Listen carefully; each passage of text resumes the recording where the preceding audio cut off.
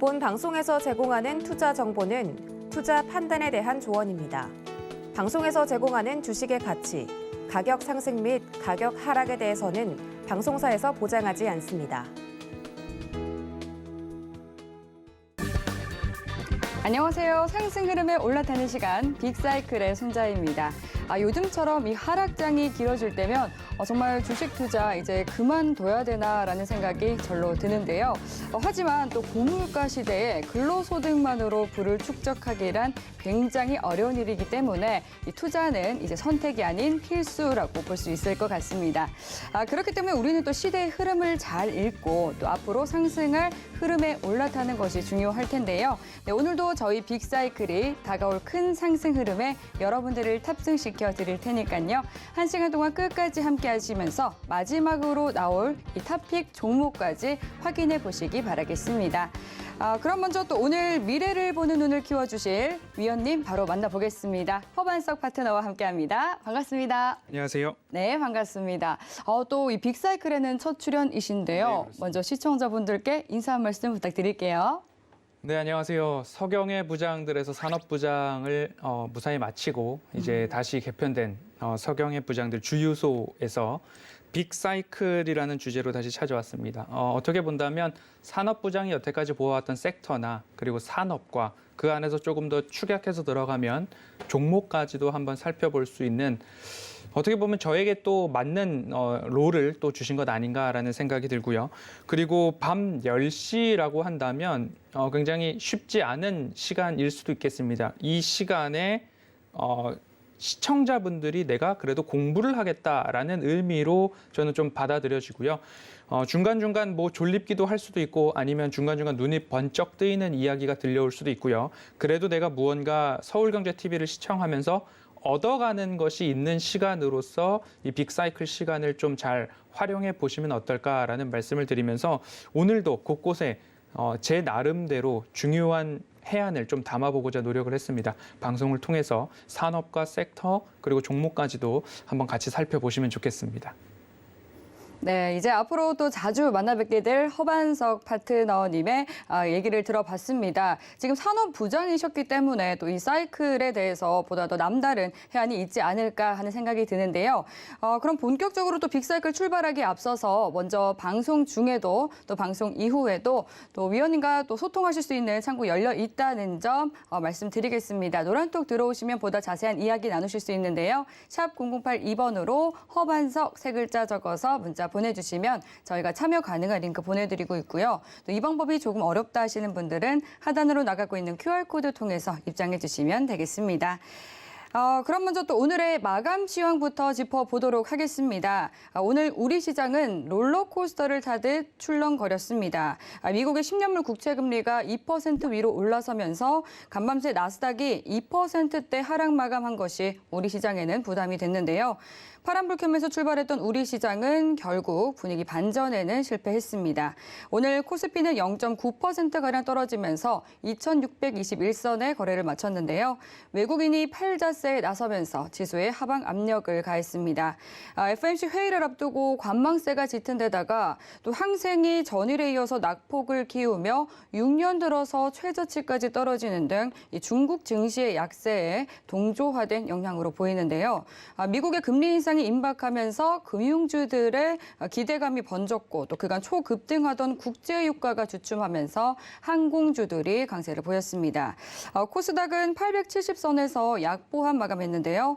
기관과 외국인이 전 거래일에 이어서 동반 매도 우위를 보였습니다. 개인만 양시장 지수 방어에 나섰고요. 정책 수혜주들이 상한가를 기록하는 등 허니문 랠리는 지속되고 있는 모습입니다. 전일 하루 만에 10원가량 상승했었던 원달러 환율은 오늘도 고점을 높이면서 1,242.8원에 문을 닫았습니다.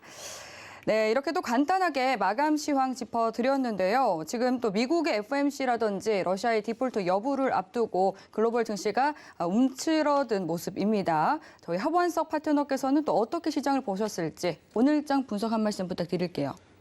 네, 시장이 쉽지 않습니다. 네. 시장이 어렵습니다. 시장이 내 마음대로만 된다면 지금 굳이 방송을 보고 계시지 않아도 될 것 같고요. 시장이 내 마음대로, 종목이 내 마음대로 움직여준다라고 했다면 사실 땀 흘려 노동하는 사람들이 이 땅에 없을지도 모르겠습니다. 하지만 제가 늘 강조드리는 부분은 주식, 투자는 불로소득이 아니다라는 이야기를 매번 강조를 좀 드렸습니다. 그리고 현 구간에서는 사실 인내, 시간에 대한 투자도 굉장히 중요한 구간이 되지 않았나라는 말씀을 좀 드리고 싶습니다. 최근 이슈를 하나의 파도, 그리고 두 번째 파도 이렇게 좀 말씀을 상징적으로 드렸었죠. 첫 번째 파도는 우크라이나와 러시아의 지정학적 전쟁 리스크입니다. 이미 회색 코뿔소다라는 말씀을 드렸고요. 오지 않을 것 같은 전쟁이 드디어 발발을 했고, 그리고 그 전쟁이 러시아의 압도적 군사력에 의해서 조금은 빠르게 마무리되지 않을까라고 생각도 했었지만 쉽게 끝나지 않는 모습들이 우리에게 조금 더 리스키하게 다가오는 모습입니다.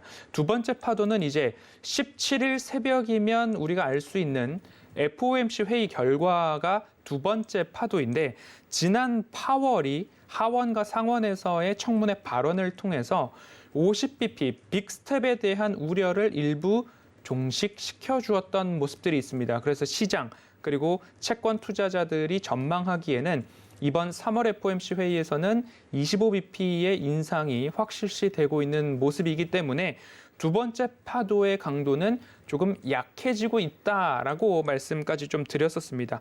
금리 인상 그리고 긴축의 시대를 걷고 있는 모습인 만큼 이 변동성이 앞으로도 시장에 꾸준하게 올 텐데, 이것을 매번 시시각각 변화하기 때문에 이것을 예측하겠다라고 하면 너무 피곤해질 것 같습니다. 그렇기 때문에 이것을 내가 맞춰야 되겠다라는 것보다도 시장은 현재 이러한 방향성으로 가고 있구나, 큰 줄기와 방향성이 체크가 되었다면 그 다음에는 늘 말씀을 드렸던 3월의 캐치프레이즈죠. 기업의 펀더멘털이 확인이 된다면 이제 남아있는 것은 나의 멘탈, 나의 심리적 안정, 심리적인 인내심, 이 부분이 투자 수익을 좌우할 수 있는 지점까지 왔다라는 말씀들을 좀 이어왔습니다. 외국인들의 매도세가 심상치 않게 지속되고 있습니다. 네. 이런 것들을 볼 때에 외국인들이 어디까지 매도를 할 것인가. 그렇기 때문에 외국인들이 왜 파는가. 외국인들의 입장에서 한번 생각을 해보면요. 우리나라 시장은 제조업 기반의 국가죠. 그리고 수출을 GDP 대비 수출 의존도가 좀 높다라고 볼 수 있겠고요. 무엇인가를 제조하기 위해서는 재료가 있어야 할 텐데 원재료의 대부분을 수입에 좀 의존하고 있는 국가 중에 하나입니다. 그리고 우크라이나의 지정학적 리스크, 그리고 중국이 러시아를 돕느냐 마느냐, 이때를 빌미로 중국의 대만 침공이 일어나지는 않을까 하는 우려감들도 있습니다. 그러자 대만, 홍콩 증시의 악영향, 그리고 우리나라 증시 대비 홍콩과 대만의 외국인 매도세가 조금 더 짙은 모습들이 있었습니다. 여기에 더해서 우리나라도 지정학적 리스크, 코리아 디스카운트의 원인을 갖고 있죠. 북한이 ICBM 발사를 할 것인가에 대한 부분들, 얼마 전 뉴스를 본다면 서훈 국정원장이 그런 얘기를, 이제는 장관이죠. 서훈 장관이 맞나요? 네, 청와대에 계시죠. 전 국정원장이고요. 서훈께서 이제 당선인께 보고를 하기를 수일 내로 북한에서 ICBM 발사를 해도 이상하지 않다라는 보고를 했다라는 이야기가 하루 전에 나왔는데, 오늘 주요 매체에서 순환 비행장 북측 활주로 옆에 콘크리트 지지대가 설치가 되었는데, 그 콘크리트 지지대는 엄청나게 무거운 발사대를 세웠을 때에 그 발사체의 각도가 틀어지는 것을 막기 위한 하나의 시발점, 공사가 진행된 모습들이 포착되었다라는 이야기가 나오면서 우리나라도 지정학적 리스크 한가운데로 들어가는 것 아닌가 하는 우려가 조금 나오고 있습니다. 이런 것들을 하나하나 좀 보고, 1월부터 우리 시장에 있었던 가장 중대한 사건들은 우리나라 시장에 대한 신뢰도 문제였죠. 내부자 거래 정보 매매가 있었고요. 분식 회계에 대한 부분이 있었고요. 횡령과 관련된 부분들까지도 시장을 조금 뒤엎으면서 우리 시장을 내가 외국인이라도 무엇을 믿고 투자를 할 수 있을까에 대한 회의를 낳게 되는 이야기들이 한창 우리 시장을 다 뒤덮었었습니다. 이러한 것들을 쭉 열거해 봤을 때 외국인들의 입장에서 투자를 할 만한 또는 투자를 하기에 매력적인 시장은 분명히 아니었기에 충분할 것 같다라는 일면 타당성 있는 이유들을 좀 열거를 하기도 했습니다. 그렇기 때문에 외국인들의 최근 우리나라 시장의 주식 보유 비중을 보면 31.8% 이하로 좀 내려오고 있고, 이 수치는 2016년도 2월 이후에 국내 시장의 외국인 보유 비중이 최저치로 내려온 역사적인 구간이기도 하다라고 좀 볼 수 있을 것 같습니다. 오늘 시장을 조금 이렇게 좀 정리를 해 볼 수 있을 것 같고요. 그리고 나서 글로벌 시장으로 조금 더 눈을 좀 돌려보면 항생 지수가 어마어마한 낙폭으로 좀 마감을 했죠. 그 중 가장 큰 이유는 홍콩 지수에 상장돼 있는 중국 기업 텐센트와 알리바바가 홍콩 지수에서는 시총 1위를 다투고 있는데, 이 기업들이 어마어마한 하락을 보여주니까 지수 자체가 버텨내지를 못했고, 이러한 기업들의 하락은 결국 중국이 전쟁에서 고전을 면치 못하고 있는, 오늘 보도에 따르면 앞으로 10일 정도면 러시아가 전쟁을 이어나갈 물자가 남지 않았을 수도 있다라는 보도도 보았습니다. 그런 것들을 보았을 때 중국이 혹 러시아를 지원하게 될 경우 미중 갈등이 격화되고 미 증시에 상장되어 있는 중국 기업들도 고전을 면치 못하고 있는데, 그러면 홍콩 증시에 상장되어 있는 이 테크 기업들은 어떻게 할 것인가에 대한 모습들이 선 반영되는 모습들도 있었을 것 같고요.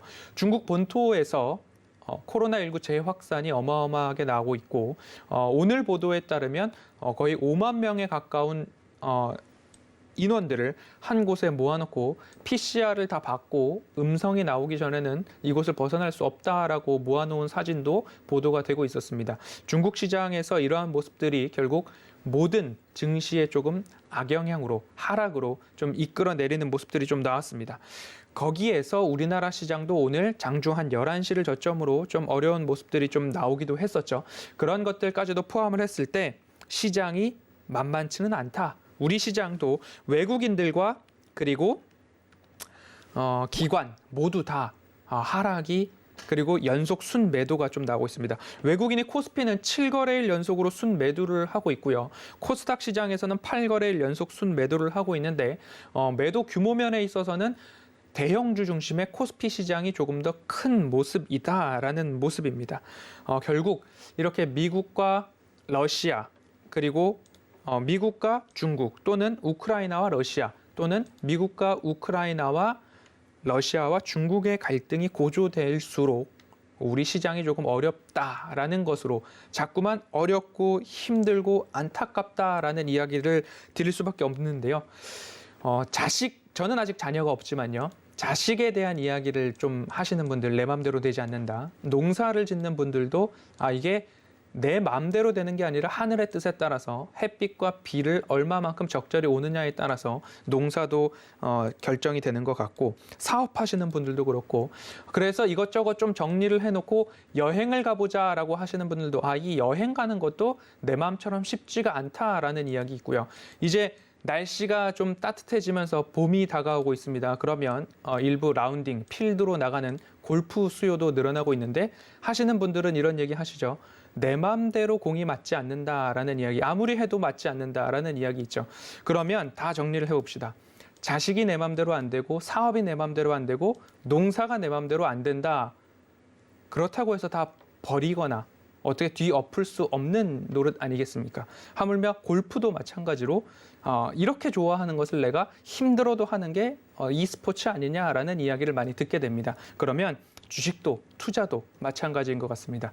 내 마음대로 안 된다고 해서 내가 다 청산해 버릴 때가 있고, 내 마음대로 되지 않지만 최악의 선택지만은 피하자라는 이야기를 제가 강조 또 강조해서 방송에서 드릴 때가 있습니다. 마찬가지로 지수 최저점에서는 최악의 선택지가 될 수 있으니 최악의 선택은 조금 피하시고, 청산을 하고 계좌를 밀어버리고 싶더라도 반등이 단계적으로 나온다라는 이야기, 유튜브 채널에 올라와 있는 지난 영상을 보시면 그 단계에 대한 것들 하나씩 짚어드렸으니까, 최악의 선택지보다는 일부 차 선택을 선택해도 늦지 않은 시장이다라는 말씀을 좀 드리면서 현재에서 버릴 수는 없다라는 말씀 드리고 싶고요.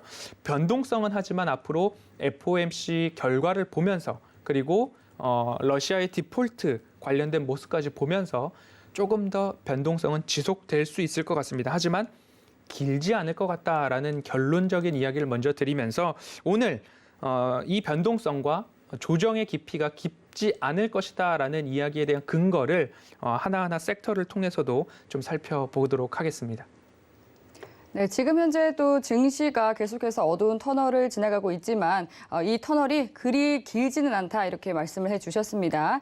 그리고 또 비 온 뒤에 땅이 굳는다 이런 말이 있고 또 열매 하나에도 비바람이 있고 또 햇살이 담겨 있다라는 말이 있는 것처럼 지금 현재 이 힘든 상황을 잘 이겨내면은 또 성공 투자에 이르를 수 있지 않을까 하는 또 그런 이 투자 팁까지 챙겨주셨는데 또 지금 유튜브로 보니까 이 스탕리치님께서 일전에 허반석 파트너님께서 추천해 주셨던 그 종목에 대해서 투자를 해서 또 짭짤한 수익을 봤다라고 하면서 이 자리를 빌려 감사 인사드립니다라고 또 남겨주셨네요. 이렇게 유튜브 들어오시면은 또 계속해서 또 소통 이어가실 수 있으니까 유튜브에 서울경제TV 검색하고 들어와 주시면 되겠습니다. 어떤 종목일지는 모르겠지만 파트너님 이런 이야기 들으면 또 굉장히 좀 보람되실 것 같아요. 네, 이 일을 할 때 가장 기쁘거나 네. 또 그래도 다행스럽다라는 생각이 들 때는 어느 분의 자산도 그리고 네. 재산도 소중하지 않은 것이 없는데 네. 거기에 손해를 끼친다는 것보다는 예. 뭔가 그래도 이득이 되는 이야기를 내가 했다라는 것 자체에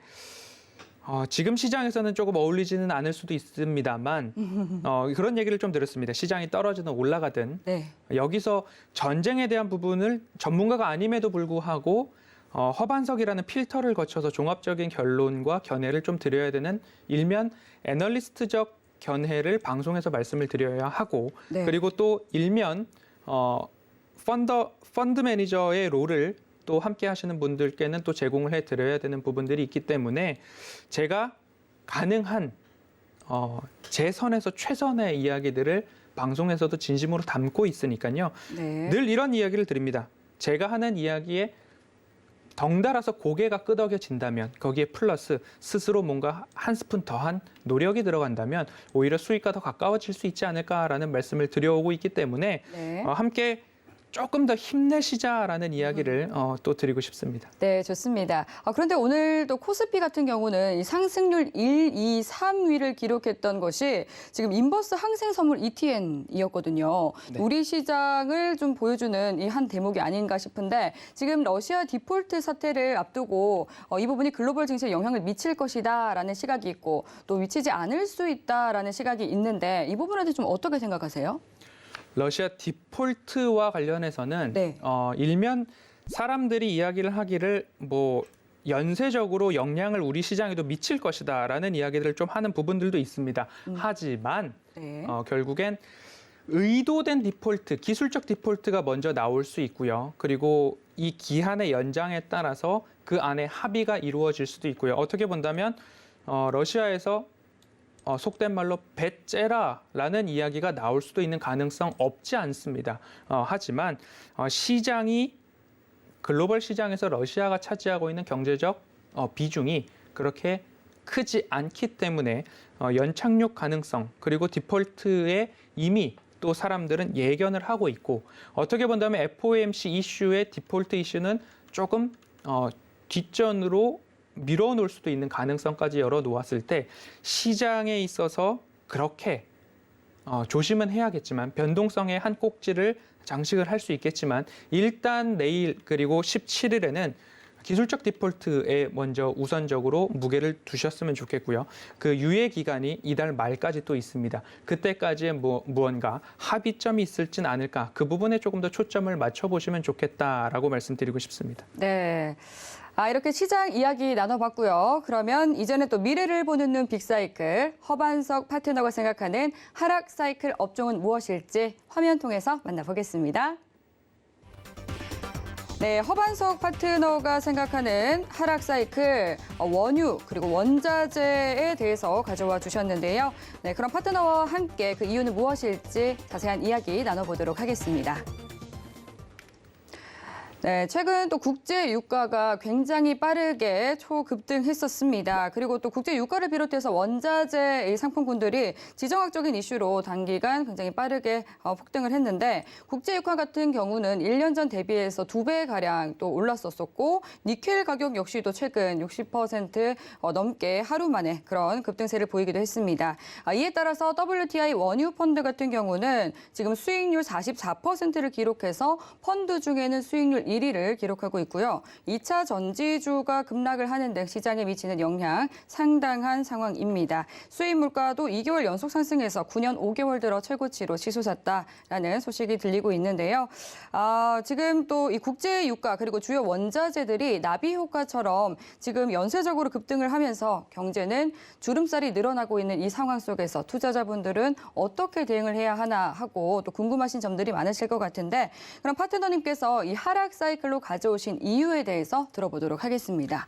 네, 시장에서 말씀을 드릴 때 이 원자재 가격이 너무 막 급등을 해서 거기에 대한 수혜주들이 분명히 있었습니다. 그런데 그 수혜주를 너무 늦게 또 올라탔을 때에는 거기에 대해서 대응이 되지 못하면 오히려 폭락의 칼을 또 맞을 수 있다라는 이야기 주의사항으로도 말씀을 드려왔었는데 오늘은 조심해야 될 섹터로 원유와 원자재에 대한 이야기를 좀 드려볼까 합니다. 제가 앞서서도 이 하락 그리고 조정 어두운 터널이 깊지도 그리고 그리 길지도 않을 것 같습니다라는 이유 중에 하나를 원자재와 원유 시장을 통해서도 한번 좀 짚어보고 싶습니다. 인플레이션 부담이 되고 있었죠. 그런 와중에 우크라이나와 러시아의 전쟁이 발발을 하면서 원유뿐만 아니라 각종 원자재, 알루미늄도 그렇고요, 니켈도 그렇고요, 여러 가지 원자재들의 상승을 동시다발적으로 가지고 왔습니다. 그래서 니켈 같은 경우에는 이틀 사이에 120, 30% 급등을 하면서 거래 정지가 있었죠. 그런 와중에 원유는 어떻게 될 것인가를 보았더니만 국제유가가 130불을 찍고서 다시 하락세를 좀 보이고 있고요. 고점 대비 20% 이상의 하락을 좀 나타내고 있는 와중에 있습니다. 오늘도 5%, 6% 이상의 하락을 좀 보여주고 있는데요. 단기적으로 전쟁과 관련된 부분에서의 슈팅이 나왔고 거기에 맞춰서 이란의 핵 협상 또는 베네수엘라의 증산 관련된 부분까지도 이 원유 시장의 움직임에 있어서 체크해 보아야 할 포인트들이 하나하나 있었습니다. 여러 가지 사안에 따라서 단기적으로는 추가적인 상승이 나올 수도 있겠습니다. 변동성이 있을 수는 있겠습니다. 하지만 이것을 6개월 또는 1년 이상의 시계열로 열어놓고 보았을 때는 이 상승이 추세적으로 이어지기는 좀 어렵다라는 견해를 좀 말씀을 드리고 싶습니다. 그 이유를 하나하나씩 좀 말씀을 드릴 텐데요. 가격이 결정이 되려면 결국 수요와 공급 곡선에 의해서 결정이 되겠죠. 수요와 공급 곡선에 의해서 가격이 결정이 되는데 먼저 유가 상승을 이루어낼 만한 유가 상승이 나올 만한 수요가 뒷받침되어주고 있는가를 먼저 체크를 해본다면 코로나 팬데믹 때문에 모든 것이 움츠러들었다가 이제 다시 항공기가 뜬다라는 이야기가 나오고 있고 엔데믹, 포스트 코로나에 대한 이야기들이 한창이기 때문에 결국 유가도 거기에 맞춰서 반등이 나오고 있었습니다. 거기에서 전쟁 리스크가 터지다 보니까 슈팅이 나왔다라고 좀 보여질 수 있는데요. 시장 그리고 산업 전 세계의 한 방향성을 말씀을 드릴 때 전기차에 대한 이야기를 빼놓을 수 없을 것 같습니다. 그리고 친환경, 그린 에너지, 탄소 절감, 지구 온난화 이런 이야기가 우리 세계에, 우리 시장의 중심에 좀 잡혀져 있고 전기차와 수소차 대체 에너지 개발에 전 세계가 몰두를 하고 있는 모습입니다. 2차 전지나 태양광이나 풍력이나 원자력 모두가 여기에 해당이 될 수 있을 것 같습니다. 그러면 수요와 공급 곡선에서 수요가 추세적으로 앞으로 폭발적으로 늘어날 것인가, 1년, 2년, 3년 이상으로 수요가 지속적으로 증가할 것인가에 대해서는 고개를 한번 갸우뚱해보고 거기에 대해서 조금 더 심층적인 고민을 해보아야 된다라는 이야기죠. 이렇게 수요가 지속된다라고 한다면 유가도 마찬가지로 130불, 150불, 200불 이러한 전망들이 일면 맞을 것입니다. 하지만 제가 보는 견해로는 이 수요가 폭발적으로 그렇게 지속될 수는 좀 없지 않을까. 왜냐? 전기차 침투율이 한 자릿수를 넘어서 이제 두 자릿수까지 넘어가고 있는 모습들이 나오고 있기 때문이죠. 그래서 현재의 가격은 일면 일시적일 것이다라는 이야기를 좀 드리고 싶은데요. 이 일시적일 것이다에 대해서 두 번째 근거를 좀 말씀을 드려본다면 이 가격에 있어서는 어떻게 보면 투기적 거래도 있지 않을까라는 말씀을 드리고 싶습니다. 수요에 의해서 공급에 의해서 가격이 결정이 되는데 그러면 이 가격이 결정되는 것은 시장입니다. 그리고 소비에 대해서는 직접적인 실질적인 소비 수요와 그리고 시장에서 가격이 형성되는 투자 수요도 한 가지로 좀 놓아야 될 것 같습니다. 그럼 소비 수요와 투자 수요가 있는데 코로나19가 최초로 발발했을 당시에 저도 국제 원유 선물을 조금 매수를 해봤습니다. 코로나 무언가 뭐 패스트, 흑사병 여러 가지 이야기가 있을 수는 있지만 네. 조금 더 빨리 끝날 줄 알았습니다. 시장의 하락 트렌드가 나오고 하락 이후에 제가 원유 선물이 마이너스 가격까지 가리라고는 생각을 할 수 없었습니다. 그래서 그 구간에서 약 20% 내외의 손실을 확정하고 조금 쓴 잔을 마셨던 기억이 있는데요. 지금까지도 이 시장이 끝나지 않는 코로나에 대한 이야기가 끝나지 않은 모습들을 보았을 때 참 어려운 구간이었구나, 어려운 부분이었구나라는 생각이 듭니다. 그러면 마이너스를 기록했다, 유가 선물이 마이너스를 기록했다라는 이야기는 결국엔 자동차와 항공기, 선박 모두 다 셧다운, 멈춰 섰기 때문에 수요가 없었기 때문에 가격이 그렇게 떨어졌다. 내가 원유 선물을 직접 인도받아서 내 앞마당에 내 저장 탱크에 받아 놓아봤자 보관료 그리고 여러 가지 비용들이 부담이 될 수 있기 때문에 차라리 롤오버, 만기 이전에 청산을 하고 그 다음 월물로 넘어가는 것이 낫겠다라는 판단에 의해서 집중적으로 매도가 나왔다 보니까 마이너스 가격까지 좀 기록이 되지 않았나 싶습니다. 근본 유가의 급등도 마찬가지로 볼 수 있을 것 같습니다. 직접적인 소비 수요가 있는 반면에 시장의 가격 결정을 위한 투자 수요도 분명히 있다라는 점들을 감안해 보았을 때 점진적으로 상승하고 있는 유가 가운데 러시아도 원유 생산국 중 하나인데 여기에서 그 생산량, 공급량이 차질이 생긴다라고 판단을 한 투자 수요에서 폭발적인 매수가 일어나서 130불까지 단기간에 좀 가격 상승이 나오지 않았나라는 생각을 좀 말씀을 드리고 싶고요.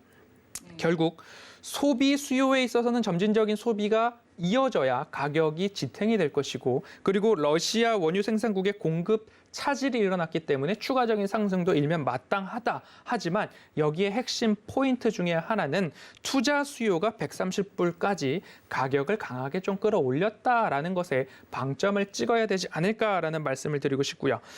지금 보여드리고 있는 차트는 WTI 최근 월물의 가격과 그리고 5년물 가격의 추이를 조금 보여드리고 있습니다. 파란 색깔의 굵은 선이 최근 월물의 가격이고요. 그러면 130불까지 좀 상승한 모습들이 최근 22년도 마지막으로 좀 보여질 거고요. 그리고 WTI 선물 5년물의 가격은 아직도 50불에서 100불 사이, 60불 언저리까지 좀 반등을 해온 상황입니다. 이 스프레드라는 것이 결국 최근 월물과 5년물 월물의 차이라고 이해를 해보시면 될 텐데요. 현재 상황은 5년물 가격보다 최근 월물의 가격이 더 높은 상황입니다. 높아도 엄청나게 높은 상황이죠. 이러한 상황을 백워데이션이라고 표현을 하는데요. 사실 콘탱고 시장을 정상 시장이라고 대부분 표현을 합니다. 왜냐하면 더 멀리 있는 월물이 비쌀 수밖에 없는 이유는 거기에 대한 비용 부담이 수반되기 때문입니다. 저장을 해야 되겠죠. 그리고 보험도 들어가겠죠. 그리고 운송에 대한 부분들도 있겠죠. 그런 것들 모두 다 좀 감안을 해 보았을 때 일면 콘탱고 시장을 정상 시장으로 보고는 있는데 어떻게 본다면 지금은 백워데이션, 비정상적인 시장에 조금 더 가깝다라고 좀 볼 수 있을 것 같고요. 그리고 나서 이 차트를 좀 보여드리도록 하겠습니다. 지금 이 차트 모습들을 본다면 빨간색으로 붉게 표시되어 있는 부분들은 이러한 일이 일어났을 때에는 1개월, 3개월, 6개월, 1년 뒤에는 유가가 마이너스로 기록이 되었다. 그리고 초록 색깔로 표시되어 있는 부분들은 1개월, 3개월, 6개월, 1년 뒤에는 유가가 우상향, 상승이 나왔더라라는 모습인데 그 기준이 무엇이냐? 최근 월물과 5년물 월물이 콘텐고 시장일 때에는 1개월, 3개월, 6개월, 1년 뒤에는 우상향 추세를 그리더라. 그런데 백워데이션, 그 중에서도 그 차이가 더 극심할 때는 바로 1개월 수익률부터도 하락 추세가 일부 나오더라라는 것이 역사적인 기록으로 조금 나타났고 확률적으로도 그러한 모습이다라는 이야기를 좀 드리려고 합니다. 이런 것들을 종합적으로 보았을 때 국제유가가 여기서 더 올라가서 150불, 200불까지 장기적인 추세적 우상향을 보일 것이다 라는 것에 베팅을 하신다면 원유 ETF나 원유 ETN 선물 파생 상품 거래를 하시는 게 맞을 겁니다. 하지만 이것을 하실 때에도 주의할 점이 있다라는 말씀을 꼭 드리고 싶은데요. 내가 직접 내 앞마당에 또는 내 기름 탱크에 원유를 저장해서 인도받을 거 아니기 때문에 결국 롤오버 비용이 발생을 합니다. 그 롤오버 비용이라는 것이 만기 전에 청산을 해야 나는 그 원유를 받지 않겠다라는 것이고요. 만기까지 내가 그것을 청산하지 않고 갖고 있으면 실제로 원유를 내가 갖고 있는 저장고에 받아야 됩니다. 인도를 해야 됩니다. 하지만 그것을 하지 않기 위해서 만기에는 매도를 하고 다시 그 차월 또는 더 멀리 있는 원월물을 매수하게 되는 거죠. 이렇게 거래가 이루어질 때마다 일종의 거래 비용을 발생하게 되는데요. 그 거래 비용을 1개월, 2개월, 3개월 혹은 3개월, 6개월, 9개월마다 내가 그 비용이 들어가기 때문에 그 비용 대비 상승의 추세가 그만큼 나올 것인가에 대한 충분한 판단이 있어야 장기적 거래를 하시기에 충분하다라는 말씀들을 좀 드리고 싶습니다. 그리고 또 한 가지는 원유 직접적인 선물 거래 시장에서 가격이 어마어마하게 급등락이 나온다 하더라도 우리 시장에서는 상하한 제한선이 있기도 하고 그리고 시장 가격과 이론 가격의 괴리를 통해서 이 직접적인 원유 선물 시장의 가격을 충분히 이 ETN, ETF 상품이 반영을 하지 못할 때도 있다라는 점들을 감안하셔서 투자를 꼭 하셔야 된다라는 이야기를 좀 드리고 싶었습니다. 그렇기 때문에 제가 허반석이라는 전문 파트너의 필터를 통해서 전해드리고 싶은 원유, 원자재에 대한 이야기 결말은 100불 이상의 원유 가격에서 추세적인 6개월 이상, 1년 이상의 상승이 나오기는 직접적인 소비 수요도 그렇고요. 그리고 투자 수요에 있어서도 조금은 어렵지 않을까라는 판단의 견해를 좀 드리고 싶고요. 이 이야기를 토대로 다른 원자재에 대해서도 좀 말씀을 드리려고 합니다.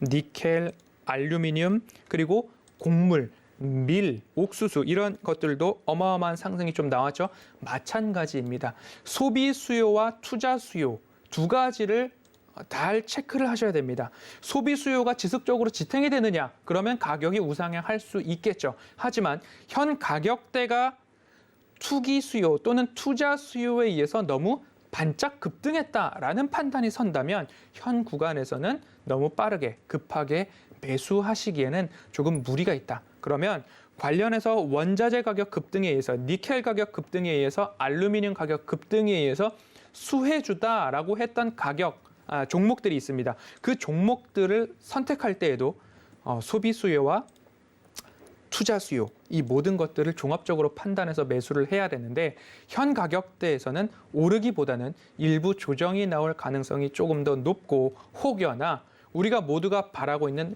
평화 무드가 조금 더 빠르게 나타난다라고 한다면 원자재 가격의 일시 하락은 조금 더 깊이 나올 수도 있을 것 같습니다. 그렇기 때문에 주의해야 할 섹터로서는 원유 또는 원자재와 관련된 상품, 관련된 수혜주를 매매하실 때는 주의를 기울일 필요가 있겠다라고 정리해 보겠습니다.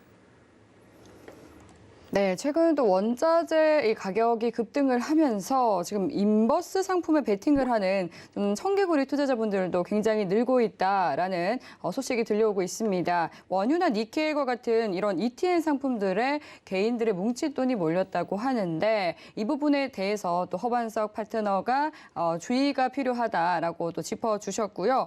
지금까지 또 하락 사이클 알아봤습니다. 지금 더 중요한 것은 또 상승 사이클이 되겠죠.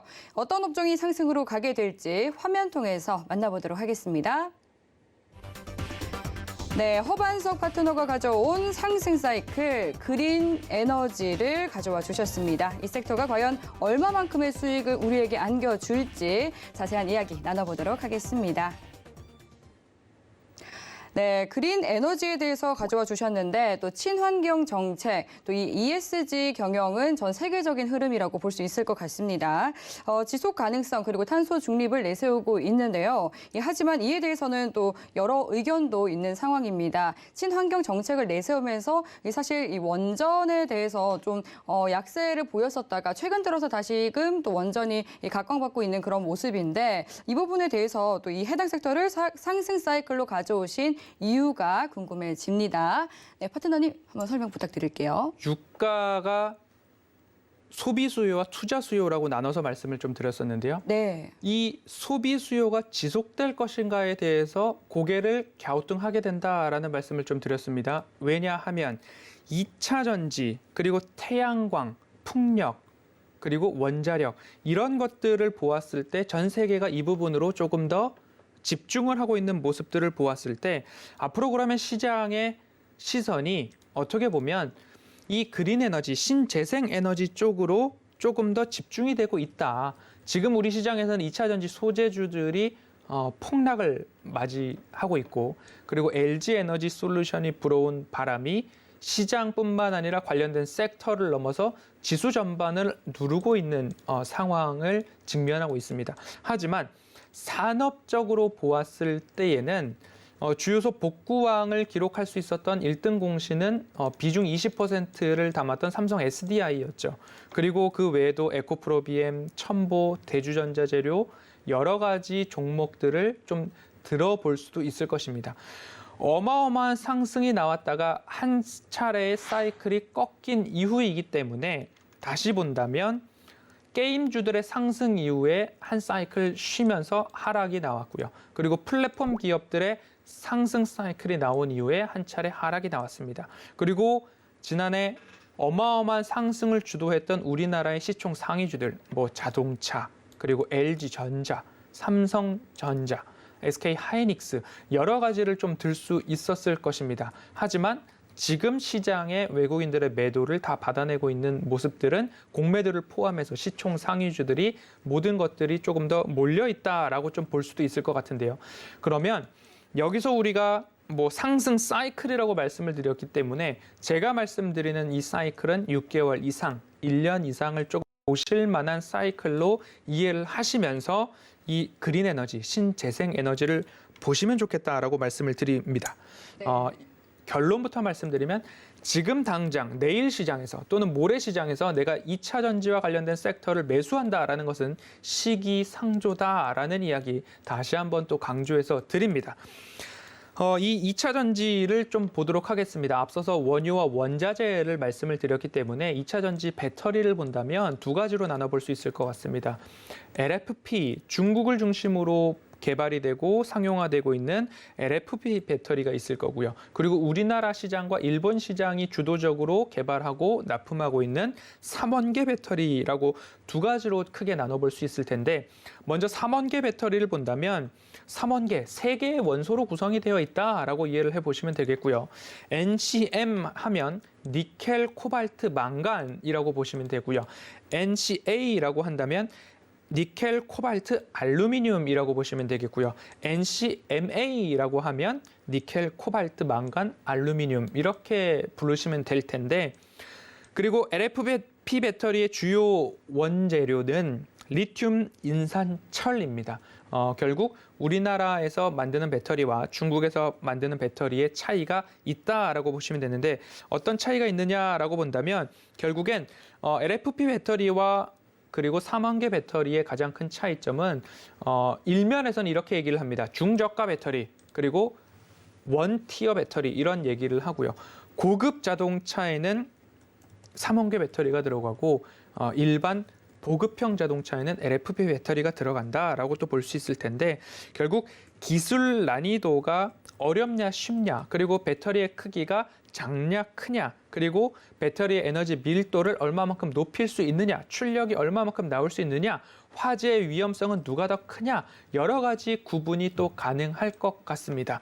그런 가운데 가장 중요한 것을 왜 지금 말씀을 드리는 이유는 결국엔 여기에도 니켈, 코발트, 망간, 알루미늄, 리튬, 인산, 철 모두 원자재가 들어간다라는 공통점이 앞서서 말씀드렸던 원유, 원자재, 곡물에 이어서 여기도 원자재 이슈가 있기 때문에 말씀을 드립니다. 3원계 배터리는 최초로 코발트 비용이 어마어마하게 비쌌기 때문에 거기에 코발트 대신에 알루미늄과 또는 망간을 대체제로 조금 더 비중을 높여가는 그런 기술 개발의 방향을 잡고서 지금까지 이어져 왔습니다.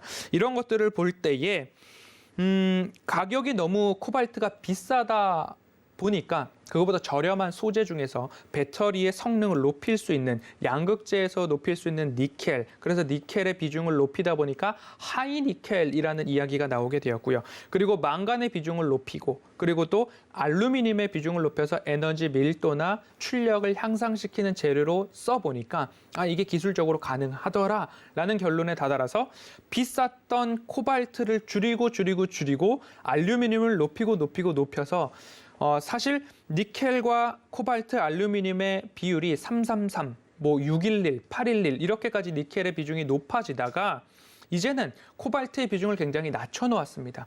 코발트 가격이 일면 비싸더라도 그렇게 비싸지 않았는데 알루미늄을 충분히 넣을 수 있는 가격이었습니다. 그런데 알루미늄이 가격이 높아도 2만 불 정도에서 유지되고 있다가 이것이 어느 순간 8만 불, 9만 불을 넘보기 시작하는 사태가 최근에 일어났습니다. 그러면 2차 전지 셀 배터리를 제조하는 입장에서는 이거는 수지타산이 맞지도 않고 이렇게 만들었다가는 적자이고 지금 내가 가지고 있는 원자재를 다 소진하고 나서도 가격이 이 정도까지 유지가 된다라고 한다면 결국 이거는 장사를 할 수 없는 가격까지 되지 않을까라는 위치, 그 이상을 넘어가게 된 거죠. 우리나라 시장으로 돌아온다면 제가 치킨 가게 이야기를 예로 많이 드는데요. 치킨을 만들기 위해서 프라이드 치킨을 만들기 위한 주요 원자재라고 한다면 일단 생닭이 있어야 되겠죠. 제가 치킨집 아들로서 좀 커본 시절이 있었기 때문에 잘 압니다. 파우더, 물 여러 가지 들어가고 치킨 무도 줘야 되겠죠. 가장 중요한 건 기름을 받아서 뜨거운 기름에 열을 가하고 전기를 써가지고 튀겨야 되는데 이 튀김의 주된 원자재로 보여지는 식용유 가격이 2배 이상 올라가고 있다라는 이야기가 들립니다. 거기도 마찬가지로 해바라기 씨, 대두유 이런 가격의 상승이 직격탄을 맞은 모습입니다. 결국엔 모든 것들에 있어서 수지타산이 맞지 않게 되면 산업에 굉장한 압박을 받게 되는데 이러한 모습들에 있어서 중국 LFP 배터리를 위주로 중국은 개발을 해왔기 때문에 러시아가 여기서도 중국을 도와주는 모습이 나오는 것 아닌가라는 이야기가 우스갯소리로 좀 나오고 있습니다. 이제 다시 본론으로 돌아와 보면 사진에서 보시다시피 여러 가지의 구성들이 있습니다. 앞서서도 제가 333, 532, 622, 811 그리고 결국엔 꿈의 배터리라고 하는 전고체 배터리까지도 가게 된다면 화재에 대한 위험성도 줄어들 수 있다라고 보실 수 있을 것 같습니다. 이 와중에 어떤 일이 일어났느냐? 원자재가 어마어마하게 상승을 했습니다. 그러다가 니켈 가격도 상승을 하면 결국엔 산업에 어떤 영향을 미치게 되느냐. 배터리 셀 업체도 제조 비용 압박을 받게 되고요. 그 원자재에 있어서 완성차 업체와의 일부 원자재 수급에 있어서 비용 분담이 있다 하더라도 완성차 업체까지도 영향을 미칠 수밖에 없다라는 이야기죠. 우크라이나 러시아 전쟁 이슈에서 이러한 이야기가 나왔던 이유는 니켈 매장량이 인도네시아, 호주, 브라질 다음으로 러시아 매장량이 많고 그리고 생산량 기준으로 본다면 인도네시아 29%, 필리핀 15%, 러시아가 생산량 기준으로는 세계 3위 니켈 생산 국가이기 때문에 니켈 가격이 이렇게까지 급등이 나왔다라고 볼 수도 있을 것 같습니다. 결국엔 원자재 가격 상승이 모두 다 나올 대로 나왔느냐에 대한 판단을 해야 되는데 이 모든 판단이 시장에는 악영향으로 지금까지 일관해 왔다. 그러면 모든 것들을 정리해 보겠습니다. 소비 수요가 지속적으로 지탱된다면 가격은 끝까지 우상향할 수 있습니다. 하지만 소비 수요 이외에 투자 수요가 가격을 끌어올렸다라고 한다면 그 가격은 지탱되기 어렵겠다라는 결론으로 좀 빠르게 말씀을 드릴 수 있을 것 같습니다. 이런 것들을 볼 때에 시기상조다. 2차 전지 섹터를 보기에는 시기상조다라는 말씀을 드렸습니다. LG에너지솔루션의 공매도가 일정 부분 완화된 이후에 보셔야 된다라는 말씀 꼭 드리고 싶고요. 오늘의 핵심 포인트는 소비 수요 그리고 투자 수요 그 가운데 가격의 어느 수요가 더 크게 작용을 했느냐 그 부분을 꼭 보시고 원유, 원자재, 곡물, 2차 전지, 소재 관련된 기업들도 보시면 좋겠습니다. 네, 앞에 이 하락 사이클로 들고 와주신 이 유가 원자재와도 상관관계에 있는 상승 사이클에 대한 설명이었습니다. 네, 그래서 또 어떤 종목이 앞으로 좀 유망할지가 많은 분들이 궁금하실 것 같은데요. 허반석 파트너가 오늘 가져온 이 탑픽 종목 확인해 보도록 하겠습니다. 탑픽 종목은 좀 어떤 종목 꼽아주셨을까요? 네, 기업명부터 말씀을 드리면 SFA입니다. 뭐 2차 전지 소재로도 있지만 네. 이전에는 디스플레이와 관련된 솔루션을 제공하는 기업으로도 익히 알고 계실 겁니다. 이 기업의 경쟁력은 무엇일까요? 사업 매출 구조가 50대 50으로 디스플레이 분야에서 50, 비디스플레이 분야에서 50으로 좀 나눠져 있었는데 네. 이 비디스플레이 분야에서 한 가지가 2차 전지와 관련된 부분이고요. 또 한 가지는 반도체 물류 시스템과 관련된 부분으로 말씀을 드릴 수 있을 것 같습니다. 결국 2차 전지에서도 매출이 나오고 있고 반도체에서도 매출이 나오고 있고 기존의 캐시카우는 디스플레이 분야, 클린 물류, 스마트 팩토리 시스템에 있었다. 결국 제가 말씀드렸던 사업의 매출 구조가 한쪽이 조금 어렵다라고 해도 한쪽에서 나머지를 조금 커버할 수 있다라고 생각이 든다면 그 기업에 조금 더 집중해 볼 필요가 있고 꼼꼼히 따져볼 필요가 있다라는 말씀을 드렸고요.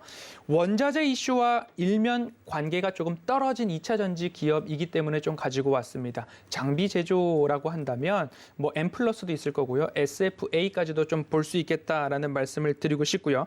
반도체 분야에서는 삼성전자의 북미 투자 그리고 2차 전지 분야에서는 SK온의 북미 투자 이러한 수혜들이 SFA에도 이미 주가에도 좀 반영이 되고 있는 모습이고 기간의 수급이 꾸준하게 이어져 있기 때문에 그 부분까지도 체크를 해보시면 좋겠다라는 말씀을 드리고 싶고요. 네. 2차 전지에서는 소재와 조금 동떨어져 있는 원자재와 동떨어져 있는 장비주들을 보시면 좋겠다라고 말씀을 드렸는데요. 혹 이 소재와 관련된 기업들을 아직까지 갖고 계시는 시청자분들, 투자자분들이 계실 것 같습니다. 그래서 조금 위로의 말씀이나 아니면 지금 매도하시기보다는 차라리 좀 장기적으로 주식에는 롤오버 비용이 없기 때문에 어떻게 본다면 삼원계 배터리뿐만 아니라 LFP 배터리에도 그리고 한국 일본, 중국 모두 다 납품처를 확보하고 있는 첨보 같은 경우에도 조금 장기적으로 묻어두시면 어떨까라는 이야기를 좀 드리고 또 싶고요.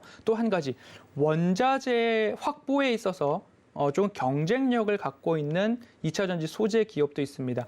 양극재와 음극재 모두 다 생산하는 기업이다라고 하면 혹시 아실지 모르겠습니다. 포스코 케미칼인데요. 결국 포스코 그룹사 중에 포스코 인터내셔널을 통해서 원자재 수급을 좀 원활히 할 수 있는 경쟁력을 확보할 수 있는 기업 중에 하나가 포스코 케미칼까지 말씀을 드리면 원자재와 관련이 있어도 경쟁력이 있다면 그리고 원자재와 관련이 없는 장비주 쪽으로 보신다면 SFA나 M+도 좀 힘을 내보시자라는 말씀 여기까지 드리겠습니다.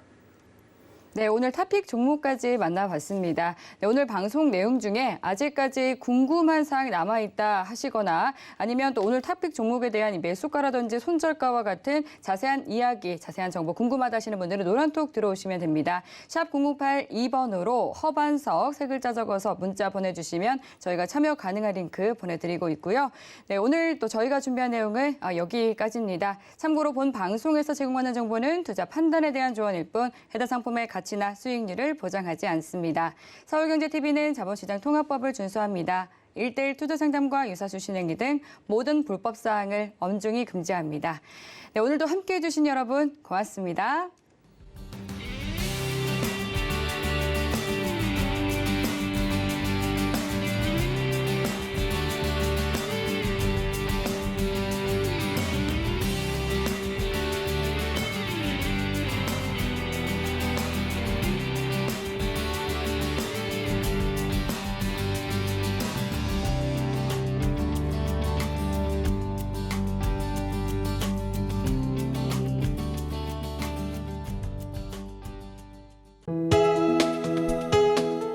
본 방송에서 제공하는 투자 정보는 투자 판단에 대한 조언입니다.